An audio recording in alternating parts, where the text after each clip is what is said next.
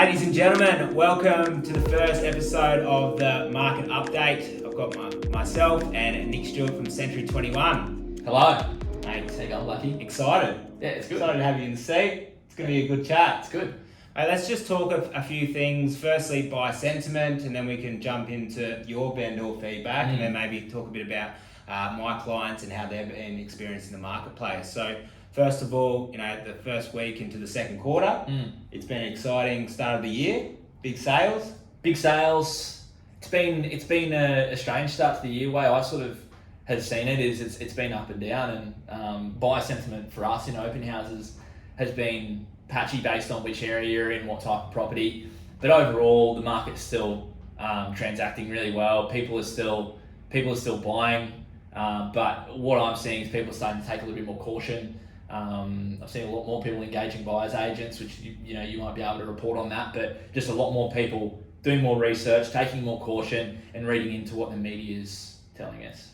And as we all know, sentiment has a huge influence over how people are thinking. I think the media has a big role to play in that as well. Obviously stories don't sell if nothing exciting is happening. So obviously last year was the fear of missing out, fear of not getting into the actual property market. But now it sounds like some buyers are thinking, or even vendors are thinking, are we going to be paying too much, and is it too late to make a bit of profit? Yeah, we're getting a lot of the vendor ones are an interesting one.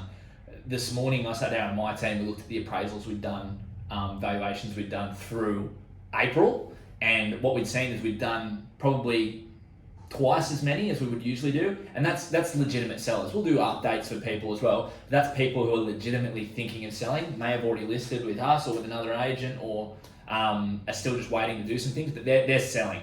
And a lot of the conversations with them have been around, are we too late to market? I think people are genuinely starting to feel that the screws are tightening, that maybe some harder times are coming. And as I said, things are still selling and they're selling well, but the sentiment through mainly media, I think, is that there's some tougher times ahead.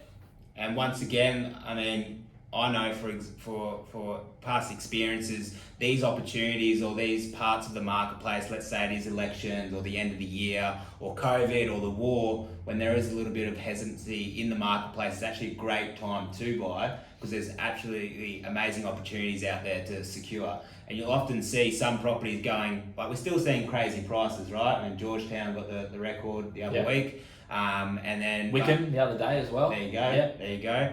Absolutely crazy prices still happening, but then you see sometimes results that didn't expect to get that low in the marketplace. Yeah, definitely starting to see a little bit of that, sort of like almost where you've got to reach out to an agent or reach out to someone who's privy to that sale and say, was there something that went on here? Like, why didn't it go for 800? It sold for 750. I thought it would have gone for more. And I think those particular sales you'll find is they're suffering from a bit of competition. If you look through March and April, in some areas that we sold, there was a lot of competition in some price brackets. So that for our vendors meant that they maybe had to reduce their expectations by 5 or 10% to get sold. Have you started having those conversations with some vendors, having those hard conversations? Yeah, and they are hard conversations to have because you've come out of 2 years of absolute gold where the only conversation we had to have was like, when's this going to stop? When do you actually want to draw the line? To, hey, we might need to reduce the price this week. And we really like to have those conversations earlier on, first week, because for the owner, it's very, very important that they know week one if they're going to need to meet the market, because it's no good telling them after 8 weeks, in week one, we probably could have sold for this amount, and they would have, and then they say, we would have sold, So no, we are having that hard conversation a lot more often. But what I'm finding is that the owners are actually onto this. That they're often already seeing it in the market because they're buying or on TV or wherever they're getting their news. Well, property is such a big thing in Australia now, right? And everyone's pretty much switched on, and everyone sort of knows what's going on. I just wanted to touch on sort of the clients that I'm looking after. I've got a client. I've had clients in, say, the 600 mark up to the 2 million mark, all different price ranges and all different types of assets. But I've got 10 clients, they're all super keen to buy. So there's still a lot of buyer sentiment out there, and hungry buyers wanting to, snap up good deals.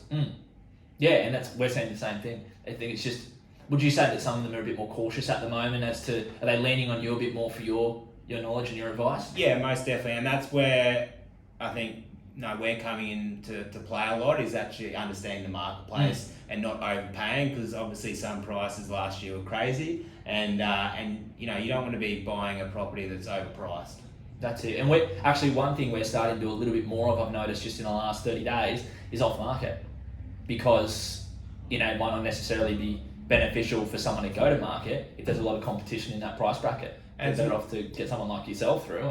And it's a great way, I guess, to test the market as well. If you can get a price that the vendor is happy with, and the buyer's happy with, well then you can have an easy transaction. And depending on what the vendor's motivations are as well, they necessarily might not be motivated by the top price, but the transaction, the security of it, the stress free of not having hundreds of people open houses, and just the result, getting the result done. Yeah. Let's maybe touch on one last thing, maybe a bit of a case study.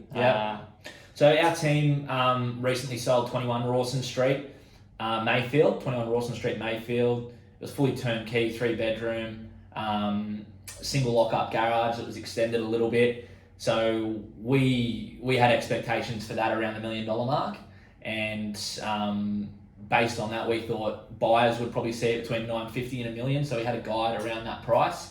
I think over 3 weeks we had about 90 groups through, so it was extremely well inspected. Sold for 1.1 million pre-auction on the day of auction, and I think what that screamed to us was that there's still appetite out there for this kind of property that's renovated well, in a good area, prevents lifestyle opportunity. Big result. What land size? 300 square meters, corner block, so it didn't lose any land to like a driveway or anything like that, because the garage came straight off. But 300. Not exactly huge, but a big number. Yeah. Love it. And that was completely renovated. Yeah. All done. Beautiful. Two bathrooms, ensuite and everything. So. Yeah, I remember coming through. It was a really nice home. Thanks, man. Mate, pleasure talking. Let's maybe keep this ongoing and keep the listeners updated and the watchers or the people watching. Listeners and watchers. That's it. Love it.